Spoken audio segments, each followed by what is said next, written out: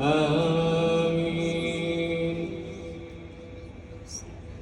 منيبين إليه واتقوه وأقيموا الصلاة ولا تكونوا من المشركين من الذين فرقوا دينهم وكانوا شيعا كل حزب بما لديهم فرحون وإذا مس الناس ضر دعوا ربهم منيبين إليه ثم إذا أذاقهم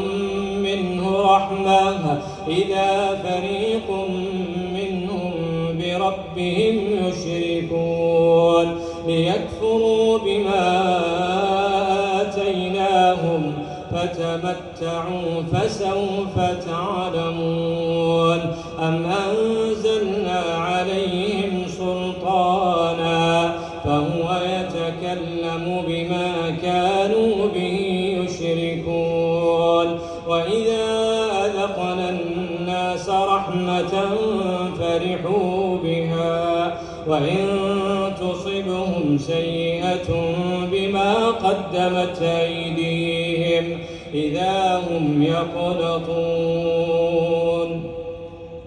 أولم يروا أن الله يبسط الرزق لمن يشاء ويقدر إن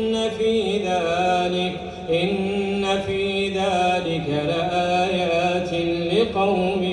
يؤمنون فآت ذا القربى حقه والمسكين وابن السبيل ذلك خير للذين يريدون وجه الله وأولئك